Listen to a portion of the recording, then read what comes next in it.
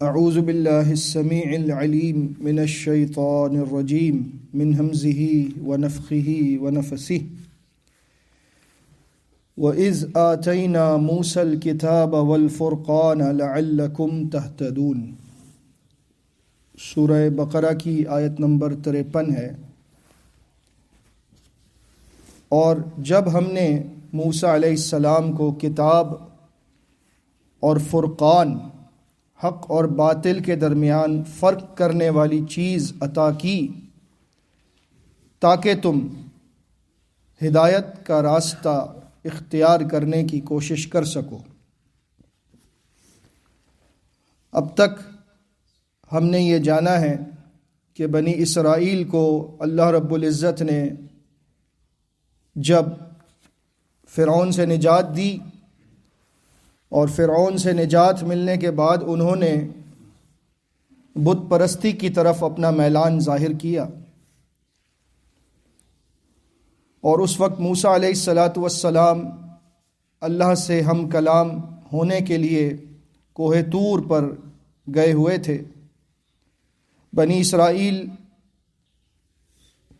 وادی سینا میں تھے۔ گزشتہ آیت میں یہ بیان تھا کہ پھر ہم نے تمہیں اس ظلم کے بعد جو تم نے کیا تھا بچھڑے کو معبود بنا کر، ہم نے تمہیں معاف کر دیا تاکہ تم شکر گزار بن سکو۔ یہ معافی کیسے ہوتی ہے اس کا ذکر آیت نمبر 54 میں آئے گا، لیکن درمیان میں اللہ نے آیت نمبر 53 میں یہ بات ارشاد فرمائی جو آج کا موضوع ہے۔ معلوم ہوتا ہے کہ آیت نمبر 52 اور 54 کے درمیان میں کتاب اور فرقان کا ذکر کرنا، اس کے پیچھے یہ وجہ ہو سکتی ہے کہ اگر ہم کتاب کی پیروی کریں گے، اللہ کی طرف سے ملنے والے دلائل کی پیروی کریں گے، تو اسی صورت میں ہی بندے کی توبہ قبول ہو سکتی ہے۔ آیت نمبر 52 میں ان کو معاف کرنے کا ذکر ہے، آیت نمبر 54 میں معافی کا طریقہ بتایا گیا، درمیان میں کتاب اور فرقان کا ذکر کیا گیا، یعنی کہ بندے کی توبہ کرنے اور اس کی توبہ کی قبولیت کے درمیان اگر کوئی چیز ہے تو وہ یہ ہے کہ وہ کتاب و سنت کے مطابق اللہ سے توبہ کرے۔ کتاب و سنت کے مطابق توبہ کرے گا تو توبہ قبول ہوگی۔ توبہ کرنے کے بعد کرنا کیا ہے یہ نہیں معلوم، تو ایسے خالی کہنے سے توبہ قبول نہیں ہوتی۔ یہ بہت بڑا مسئلہ ہے ہمارے اندر کہ ہم کسی گناہ میں پھنس جاتے ہیں اور پھر بس یا اللہ میری توبہ، یا اللہ میری توبہ یہ کہتے رہتے ہیں، لیکن اس گناہ کو چھوڑنے کا راستہ اختیار نہیں کرنا چاہتے۔ اس گناہ کو ترک کر کے اللہ تعالیٰ کی رضا کا راستہ اختیار کرنے کی بجائے بس ان دو جملوں پر اکتفا کر لیتے ہیں، اللہ بڑا غفور و رحیم ہے، اللہ معاف کر دے گا، بس میں توبہ کرتا ہوں۔ توبہ کرنے کے بعد اپنی اصلاح کرنا شرط ہے توبہ کی۔ توبہ کرنے کے بعد اپنی اصلاح کرنا شرط ہے توبہ کی، اور اصلاح کریں گے قرآن و سنت کے مطابق، اپنی مرضی کی اصلاح نہیں ہو سکتی۔ اسی لیے اللہ رب العزت نے درمیان میں کتاب کا ذکر فرمایا۔ یہ نقطہ یاد رکھیے گا آگے بڑھنے سے قبل۔ تو کوہ طور پر موسیٰ علیہ السلام اللہ سے ہم کلام ہیں، اور پیچھے بنی اسرائیل بچھڑے کو معبود بنا کر بیٹھے ہیں۔ اور یہاں پر کتاب اور فرقان کی بات ہو رہی ہے۔ بعض لوگ یہ سمجھتے ہیں کہ یہ دو الگ الگ چیزیں ہیں، کتاب اور فرقان الگ الگ چیزیں ہیں، کہ اللہ نے موسیٰ علیہ السلام کو کتاب دی اور فرقان، جبکہ اگر غور کیا جائے تو یہ دونوں ایک ہی چیز کے مختلف نام ہیں، کتاب اور فرقان۔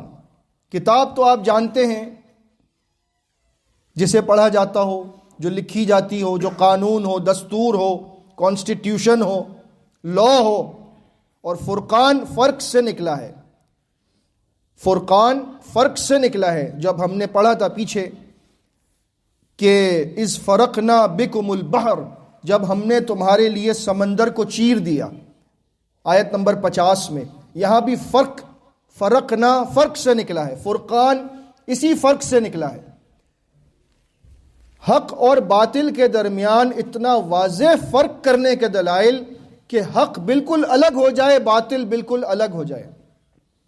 سچ بالکل الگ ہو جائے اور جھوٹ بالکل الگ ہو جائے، ایمان بالکل الگ ہو جائے، کفر بالکل الگ ہو جائے، توحید بالکل الگ ہو جائے، شرک بالکل الگ ہو جائے، دین بالکل الگ ہو جائے، الہاد بالکل الگ ہو جائے، سنت بالکل الگ ہو جائے، بدعت بالکل الگ ہو جائے، اسے فرقان کہتے ہیں۔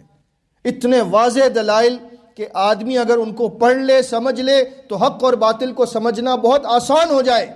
قرآن مجید کا یہ خاصہ ہے کہ قرآن مجید میں اللہ رب العزت نے اتنے واضح دلائل دیے ہیں کہ نہ ماننے والا صرف ضد کی بنا پر نہیں مانتا، ورنہ اسے مان لینا چاہیے۔ اور یہی بات سورہ بقرہ میں آگے چل کر آئے گی۔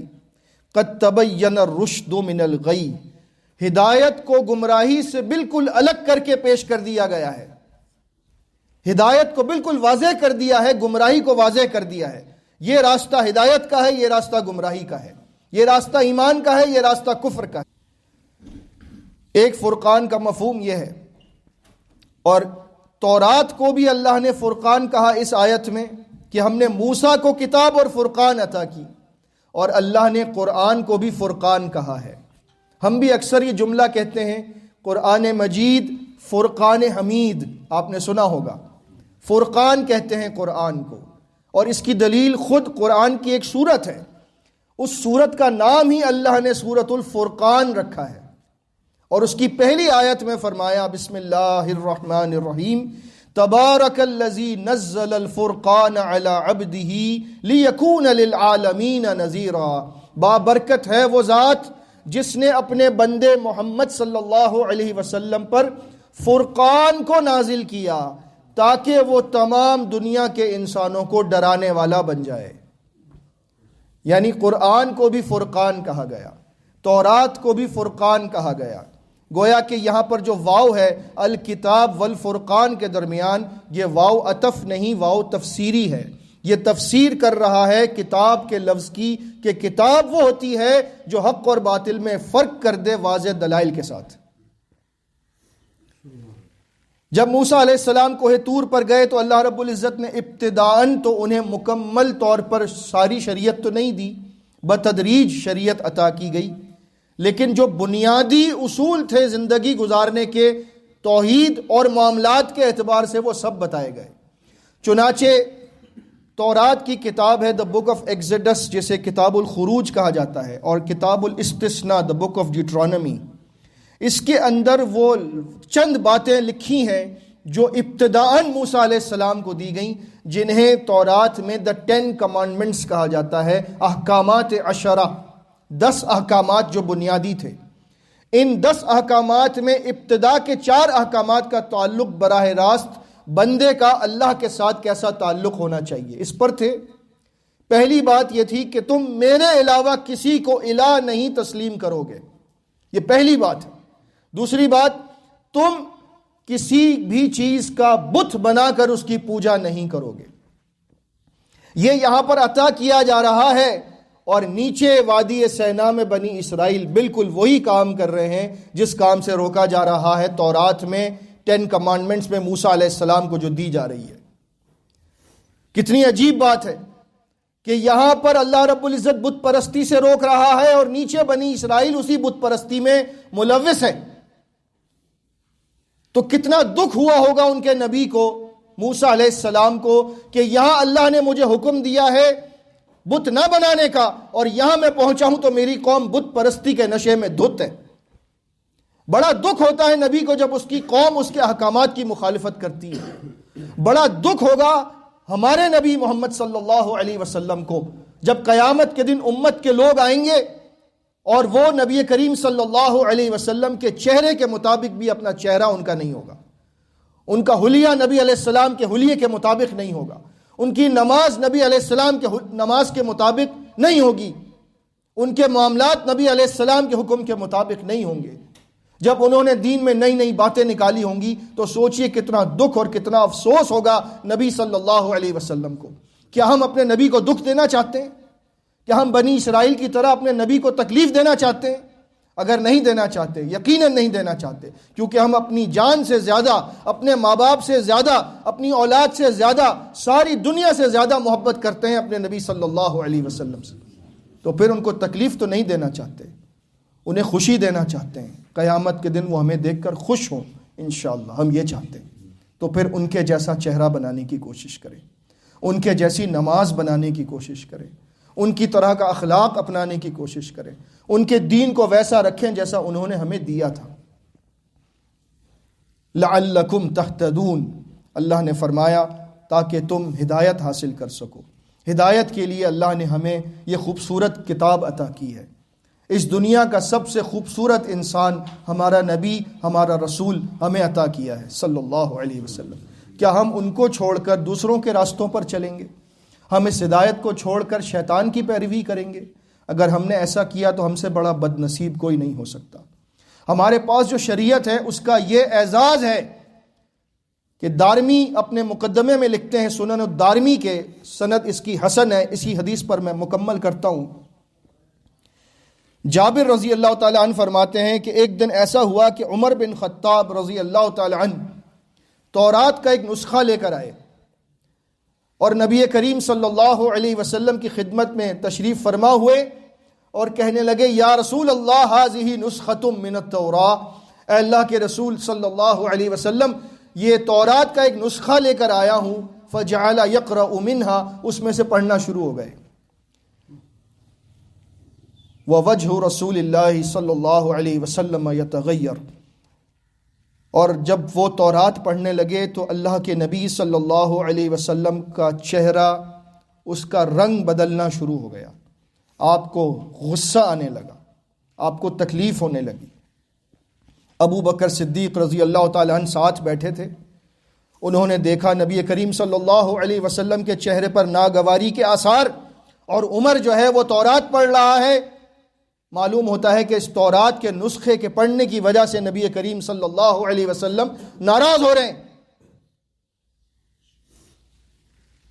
تو کہنے لگے ابو بکر صدیق رضی اللہ تعالی عنہ، یا ابن الخطاب ثقلتک السواکل، اے خطاب کے بیٹے، گم پانے والی تجھے گم پائے۔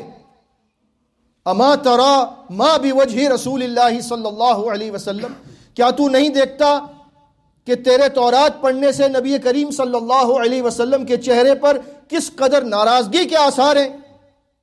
عمر رضی اللہ تعالیٰ عنہ نے نبی کریم صلی اللہ علیہ وسلم کے چہرے مبارک کو دیکھا اور ناراضگی کے آثار دیکھتے ہی فوراً تورات کا نسخہ بند کر کے رکھ دیا، دو زانو ہو کر بیٹھ گئے اور کہنے لگے، اعوذ باللہ من غضب اللہ ومن غضب رسولہ، میں اللہ کی پناہ چاہتا ہوں اس بات سے کہ میں اللہ کو ناراض کروں اور میں اللہ کے رسول صلی اللہ علیہ وسلم کو ناراض کروں، میں اللہ کی پناہ چاہتا ہوں اس بات سے۔ رضیت باللہ ربا وبالاسلام دینا وبمحمد نبیا، اے نبی صلی اللہ علیہ وسلم آپ ناراض نہ ہو، مجھے معاف کر دیں، میں راضی ہوں اللہ کے رب ہونے سے، میں راضی ہوں اسلام کے دین ہونے سے، میں راضی ہوں محمد صلی اللہ علیہ وسلم کے نبی اور رسول ہونے سے۔ میں تورات نہیں پڑھتا، اب نہیں پڑھوں گا۔ ہمیں بہت شوق ہے نا دوسری کتابیں پڑھنے کا، قرآن کے علاوہ سب کچھ پڑھنے کا شوق ہے۔